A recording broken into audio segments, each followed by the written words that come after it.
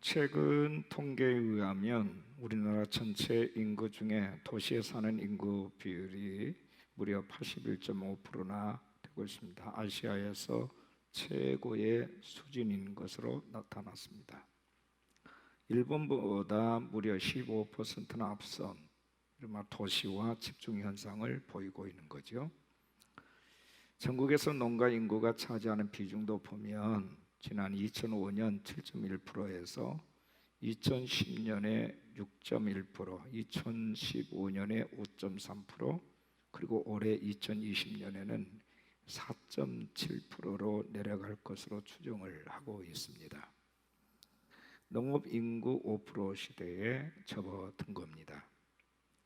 농업 인구가 급격히 줄고 있고 또 얼마나 더 줄어들지 아무도 모릅니다.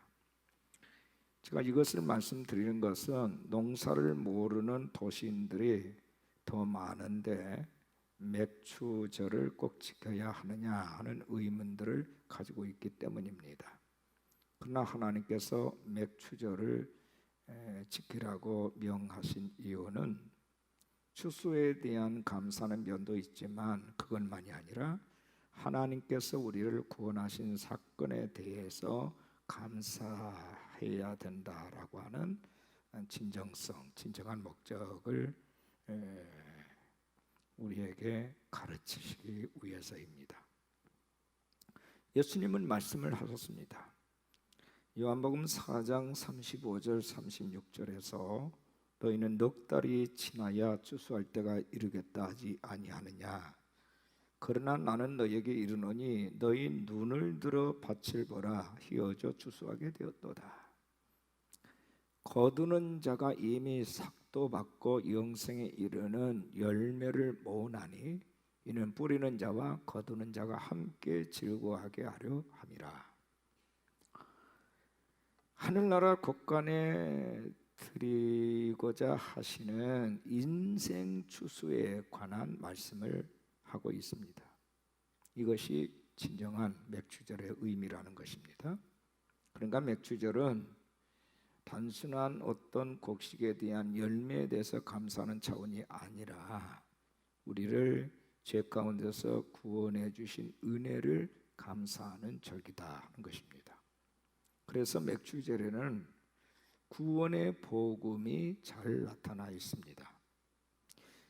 맥추절에 대한 명칭이 넷이 있는데요. 하나는 맥추절이고 그리고 또 하나는 초실절, 그리고 칠칠절, 그리고 오순절입니다. 같은 날을 이렇게 다르게 표현을 하고 있습니다. 이렇게 각각 다르게 표현하는 데는 그럴 만한 이유가 있습니다.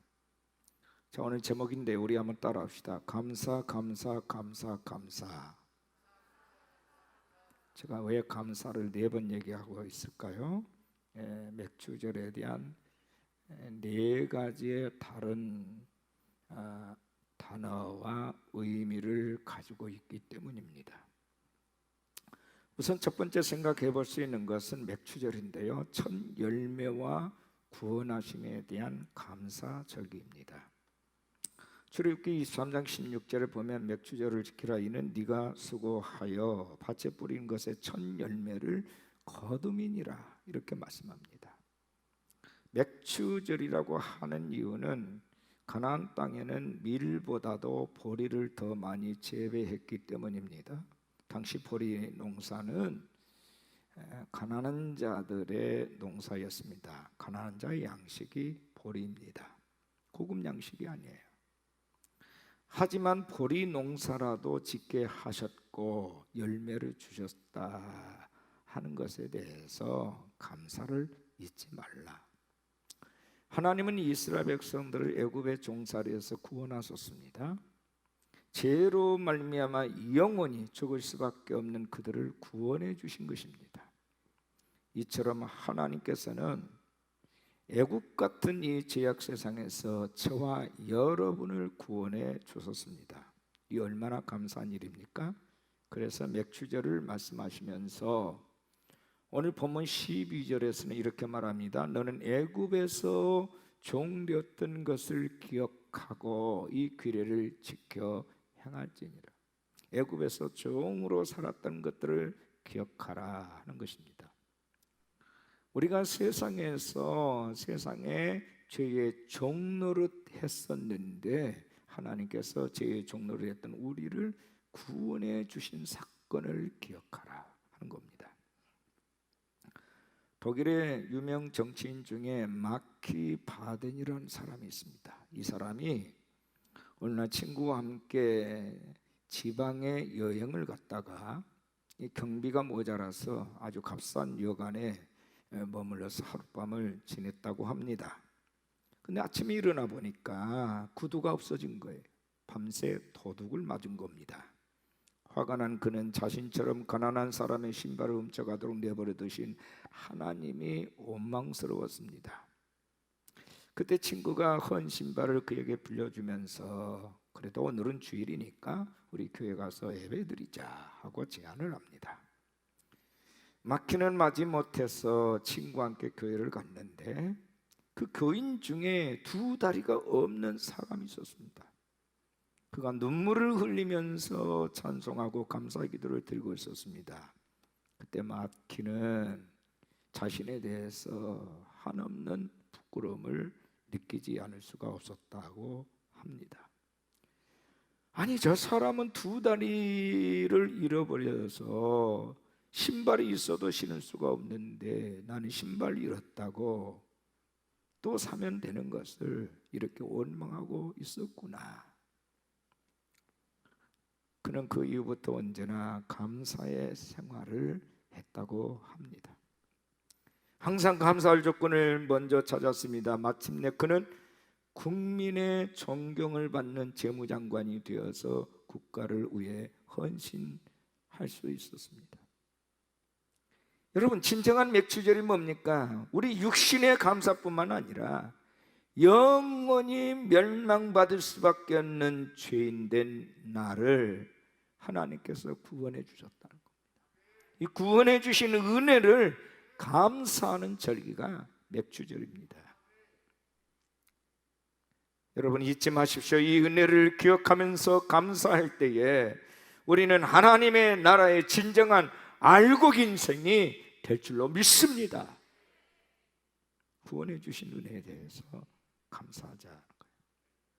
두 번째는 우리를 예수 형상으로 회복해 하시는 은혜에 대해서 감사해야 된다.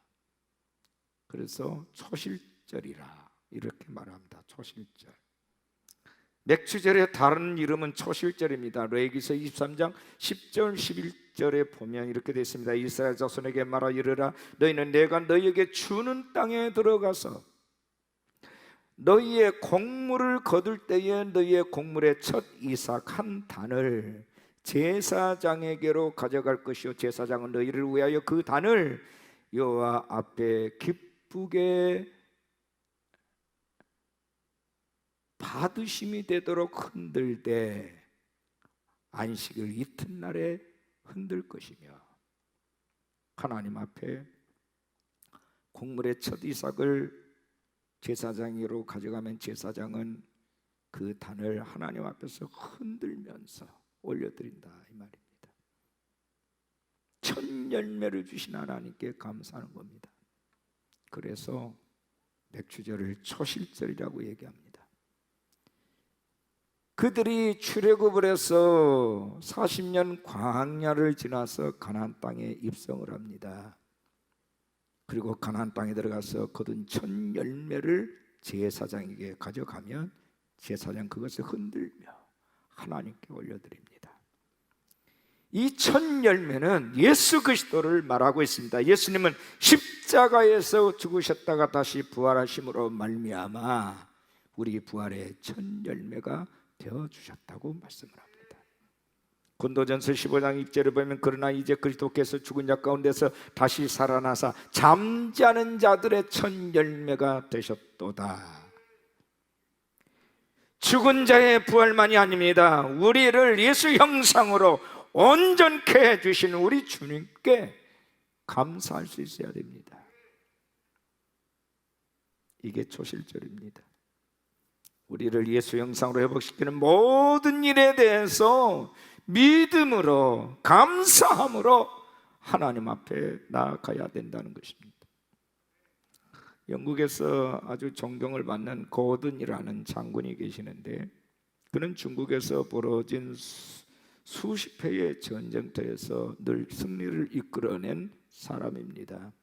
그래서 영국 정부에서 많은 상금과 높은 주의를 그에게 주려고 했습니다. 그러나 고든은 그 모든 것을 다 거절하고 33회의 교전이 기록된 금메달 하나만 달랑받았습니다. 그 금메달은 자기 전 재산하고도 바꿀 수 없는 소중한 명예스러운 물건이었습니다. 근데 그가 세상을 떠날 때는 그 금메달마저도 보이지 않았다고 합니다. 알아보니까 기근이 극심하던 때에 맨체스터에 그 금을 보내서 녹여가지고 가난한 사람들을 위해서 식량비로 사용하도록 했다는 겁니다. 그 금메달을 보낸 날짜의 일기장에는 이렇게 기록되어 있습니다. 이 세상에서 내가 가장 귀하게 여기는 마지막 물건을 오늘 주 예수 그리스도께 바쳤습니다.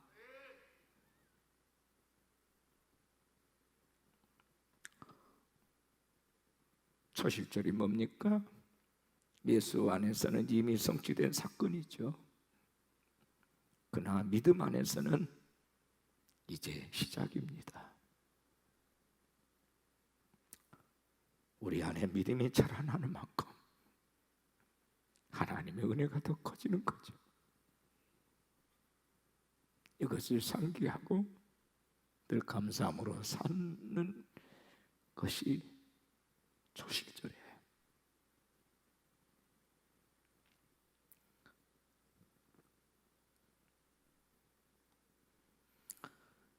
세 번째는 참된 안식을 허락하심에 대해서 감사하는 이른바 77절이라 이렇게 합니다. 77절.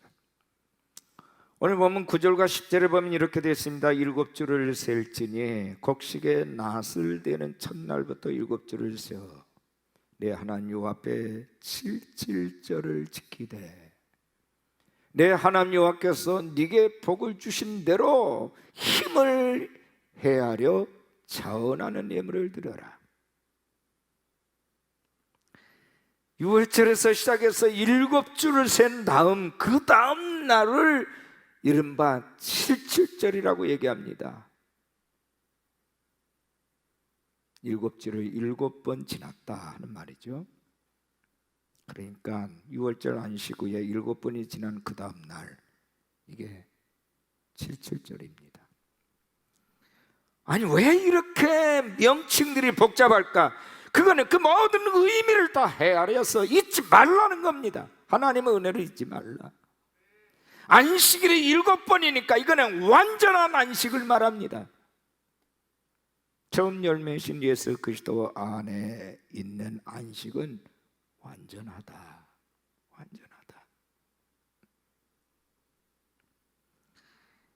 완전한 안식이다.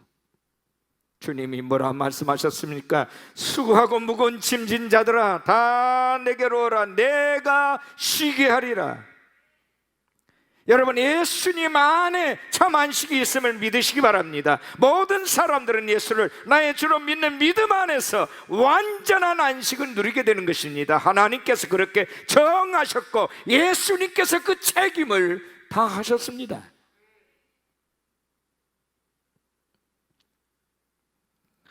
어떤 사람이 등산하다가 실족해서 절벽 아래로 굴러떨어졌습니다. 위급한 상황에서도 용케 손을 뻗쳐서 절벽 중간에 있는 나뭇가지 하나를 움켜잡을 수 있었습니다.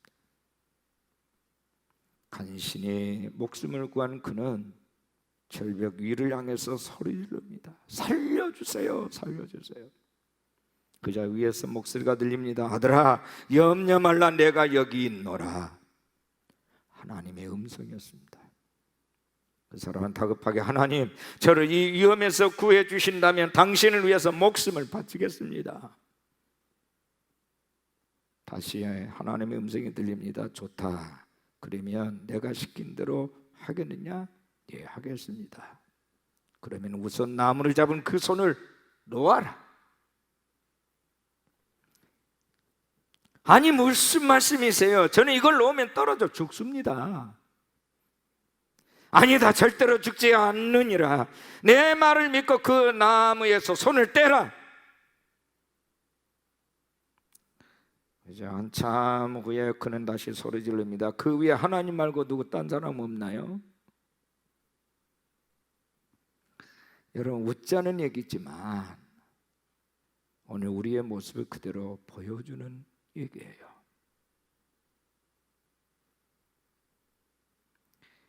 놓으라면 놓아야지, 보이지 않는 하나님이라고 너무 믿지 못하고 맡기지 못한다는 것입니다. 오늘 너무 많은 그리스도인들이 그렇게 살아요. 베드로전서 5장 7절 말씀에 너희 염려를 다 주께 맡기라. 이는 그가 너희를 돌보심이라. 너희 염려를 다 주께 맡기라는 겁니다. 이는 그가 너희를 돌보시기 때문이라. 하나님이 놓으라 하시면 놓으면 되는 거예요. 왜요? 하나님께서 책임지시려고 놓으라고 하는 거니까요. 근데 우리는 그 하나님이 믿음지가 않아서 손을 놓지를 못해요. 맥추절은 예수 안에 있는 완전한 안식을 말합니다. 완전한. 그래서 77절이에요.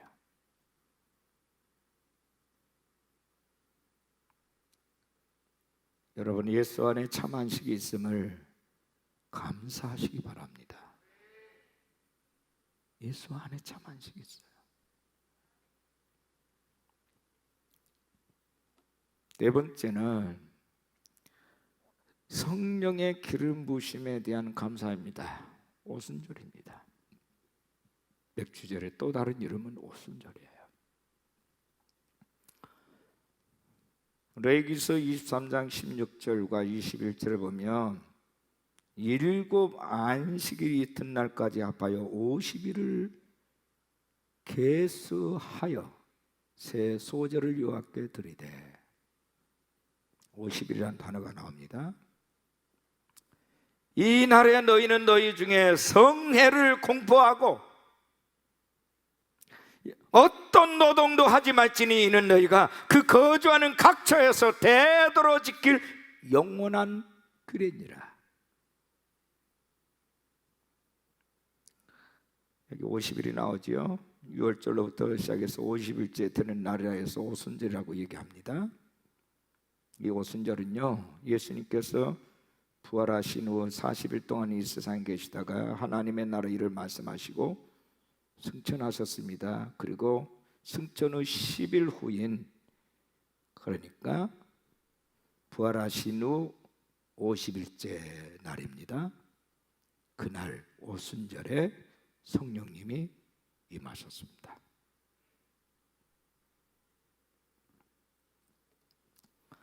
사도행전 2장 1절 이하 이렇게 말합니다. 오순절날이 이미 이르매 그들이 다 같이 한 곳에 모였더니 호련히 하늘로부터 급하고 강한 바람 같은 소리가 있어 그들이 앉은 온 집에 가득하며 마치 불의 혀처럼 갈라지는 것들이 그들에게 보여 각 사람 위에 하나씩 임하여 있더니 그들이 다 성령의 충만함을 받고 성령이 말하게 하심을 따라 다른 언어들로 말하기를 시작하니라. 오순절이 이미 이름에, 오순절날이 이미 꽉 차매라는 말입니다. 50일째 되는 날을 성회로 공포하고 그날은 어떤 노동도 하지 말라. 각처에서 대대로 영원한 규례니라는 말씀대로 그날을 하나님이 지정해 놓으시고 그날에 성령을 보내셨다고 말입니다.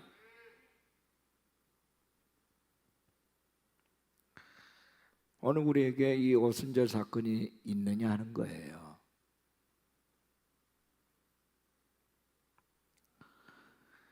절기상으로는 너무나도 중요해서 따로 지정을 해가지고 맥추절, 오순절 우리가 나누어서 지키고 있지만 사실은 한 날입니다. 같은 날이에요.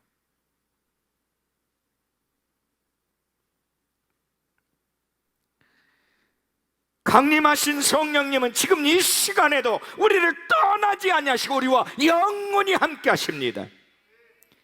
우리는 성령님을 올바르게 모실 마음의 준비를 항상 갖추고 사모하는 마음을 가지고 살아야 합니다. 성령님, 오늘도 이 종 안에 충만하게 거하시옵소서. 또 이 성소 안에 충만하게 임재하시옵소서. 성령님이 떠난 예배는 예배가 아니올시다. 여러분, 미생물 있잖아요. 눈에 잘 보이지 않고 공기 중에 떠다니지만 서식할 조건만 마련되면 거기에 뿌리를 내리고 자라납니다. 그래서 청국장도 만들어지고 버섯도 생기는 거지요. 성령 하나님은 오늘도 당신이 그할 처소를 찾고 계십니다.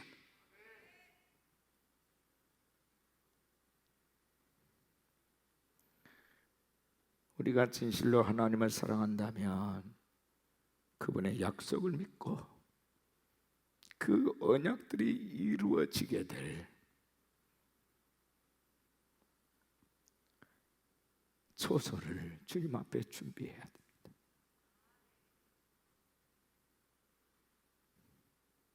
그리고 그분이 내 안에 들어오셔서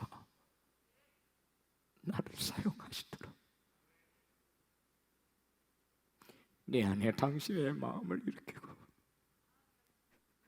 당신의 언약을 성취하시도록 그런 처소를 마련해 드려야 합니다.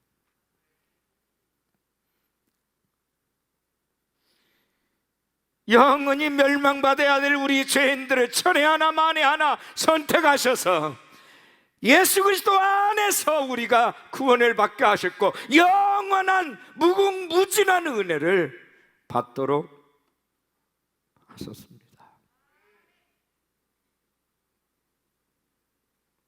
맥주절은요, 그 자체가 복음이에요. 풍성하신 하나님의 은혜와 복을 받으려면 하나님 나라의 복이 올 일을 쫓아 행해야 합니다.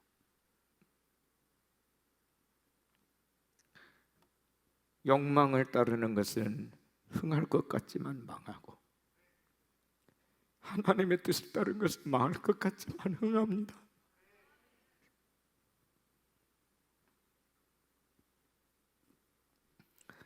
미국의 갑부 중에 깁슨이라는 사람이 있는데 이 사람은 메르스라고 하는 작은 마을에서 아주 가난한 집의 아들로 출생을 한 사람이에요. 물방앗간 신분꾼으로 시작을 해서 당대에 어마어마한 거부가 됐습니다. 미국에서 몇 째 안 가는 대부 깁슨은 그가 소유한 산림만도 20만 에어커가 되고 280만 마일의 철도를 가지고 있습니다. 언젠가 그 친구가 여보게 큰 부자가 되는 비결이 뭔가? 이렇게 물었을 때에 깁슨의 대답은 아주 간단 명료했습니다. 첫째, 술을 먹지 말 것. 둘째, 수고를 아끼지 말 것. 셋째, 하나님을 믿고 만사를 의심하지 말 것. 세 가지입니다. 술 먹지 말라는 말은 몽롱한 정신으로 살지 말라는 말이고, 수고를 아끼지 말라는 말은 희생을 하라, 대가를 지불하라는 말이고, 하나님 믿고 만사를 의심하지 말라는 말은 여호와 하나님만을 절대로 신뢰하라는 말입니다. 그분께로부터 모든 복이 나오니까 아주 쉬운 대답이죠. 그러나 그렇게 실천하고 사는 것은 결코 쉬운 일이 아닙니다. 분명한 사실은 우리가 그렇게 살기만 하면 틀림없이 하나님의 풍성한 복을 받는다는 겁니다. 사람들이 그렇게 살려고 하지 않아요. 아주 기회주의적이고 매사에 이기적이고 탐욕적입니다. 옛말에 은혜는 물에 새기고 원수는 돌에 생긴다는 말이 있죠.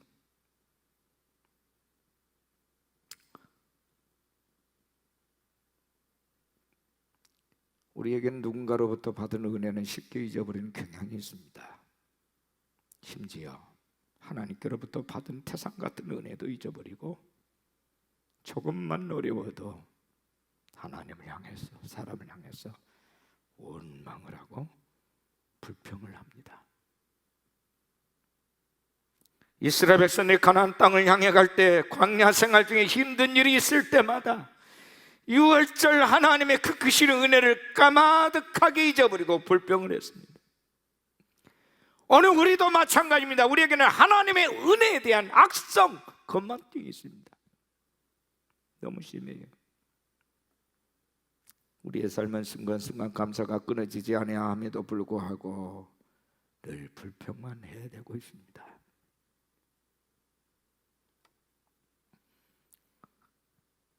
발레리 앤더슨이라는 분은 감사는 결코 졸업장이 없는 과정일 뿐이다 그랬습니다. 졸업장이 없는 과정일 뿐이다.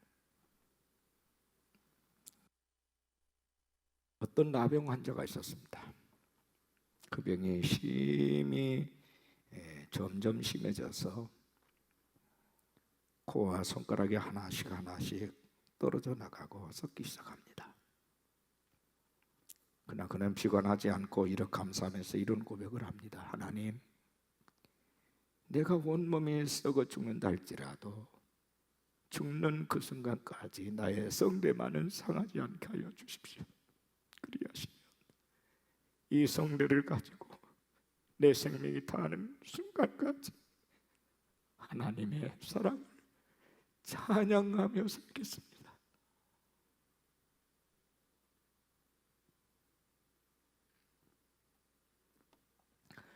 아브라함에게는 독자 이삭이 있었습니다. 하나님께 바칠 독자 이삭이 있었습니다.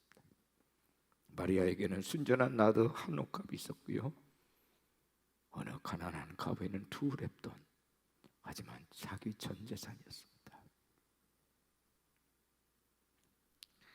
삼손 마지막 순간에 자신의 목숨을 하나님께 바쳤습니다.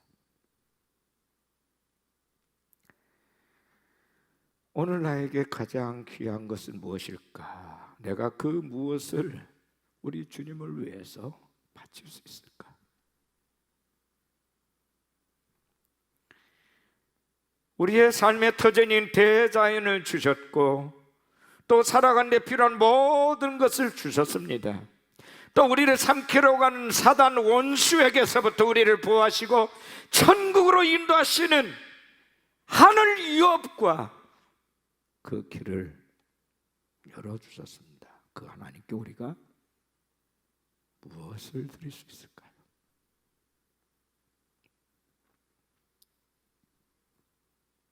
여기 있어서 가장 귀한 것, 그보다 훨씬 더 많은 것을 요구하신다 할지라도, 아니 목숨을 요구하신다 할지라도 하나님의 요구는 당연한 거예요.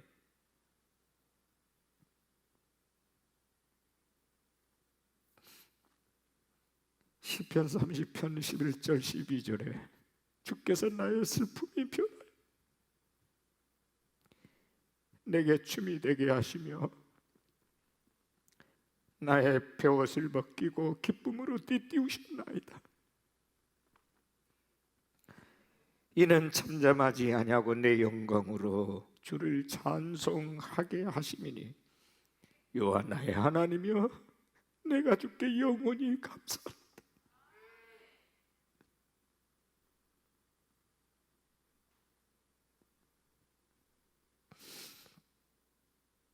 사람들은 모두 행복하기를 원합니다.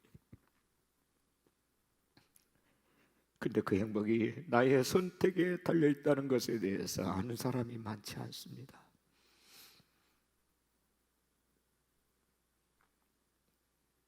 울리스 웨터스라는 사람이 쓴 부자가 되는 과학이라는 책이 있는데 그 책에는 인간의 존재 이유는 감사하기에 달려 있다. 이렇게 말하고 있습니다. 감사하기. 하루를 시작하기 전에 감사 기도를 시작하면 우리의 뇌와 마음에 감사의 주파수가 생겨서 감사할 일이 더 모여들게 된다. 그는 그렇게 말했습니다.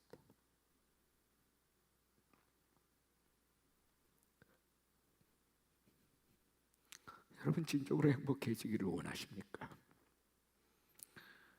행복 버튼을 누르세요. 행복 버튼을. 그게 뭡니까? 감사하기입니다. 감사하기. 사람들의 병은 대부분 스트레스에서 옵니다. 스트레스의 원인은 상처와 부정적인 생각이죠. 이것이 쌓이고 쌓이면 병이 됩니다. 사랑과 감사의 마음을 가질 때 이런 것들의 수명이 짧아진답니다. 감사의 행복 버튼을 누르시기 바랍니다. 그리고 스트레스를 날려버리세요. 저는 어젯밤에 좀 일찍 잠에 들고자 한 10시 반경에 잠자리 들었어요. 눈을 뜨고 보니까 12시 반이었어요. 그때부터 잠이 안 오는 거예요. 새벽 6시 반까지. 온몸에 오한이 들면서 몸이 춥고 온몸이 막 통증이 오는 거예요. 밤새내 새벽까지 떨면서 하나님께서 제게 계속해서 말씀하는 것은 나의 종아, 그럼에도 불구하고 너 감사해라. 무려 6시간 동안 하나님이 저에게 감사를 가르쳤어요. 저는 오직 예수님 바라보면 괜찮을 거라고 생각을 했어요. 또 그렇게 살아왔어요.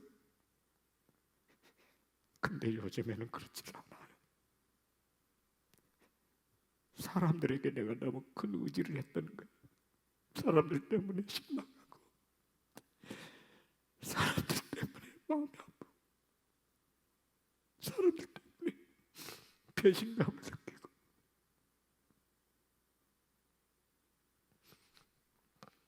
아내가 없는 것도 아니고 자식이 없는 것도 아닌데 머리 훌쩍 떠나버리고 싶은 마음이 들 때가 많아요.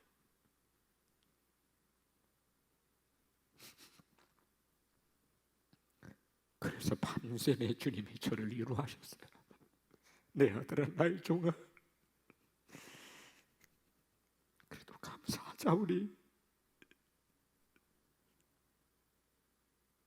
감사하자.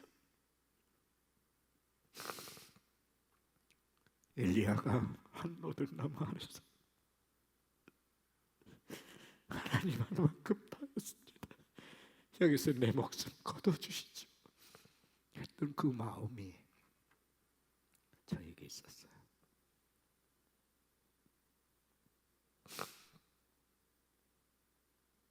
저도 별 수 없는 인간이더라고요. 저는 예수도 아니고 천사도 아닙니다. 저도 위로받고 싶고요.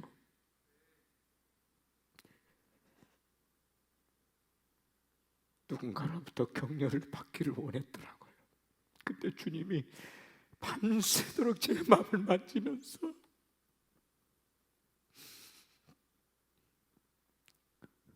내가 너를 격려한다. 내가 너를 위로한다.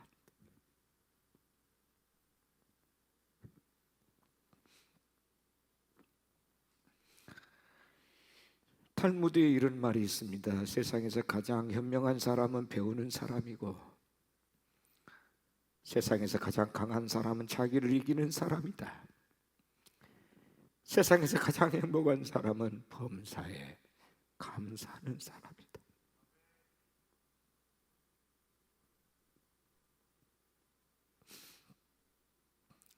여러분 아십니까? 행복하기 때문에 감사하는 게 아니고요. 감사하기 때문에 행복해지는 거예요. 그것을 우리 주님이 밤새도록 저에게 가르쳐 주셨습니다.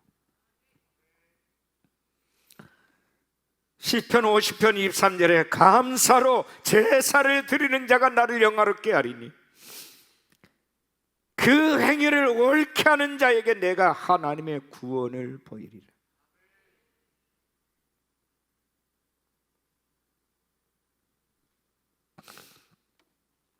맥주절 첫 열매와 나를 구원하신 하나님께 감사하는 절기입니다. 초실절 예수의 형상으로 회복케 하심에 대한 감사입니다. 칠칠절 참된 안식을 허락하심에 대한 감사절기입니다. 오순절 나에게 성령으로 기름 부심에 대한 감사절기입니다.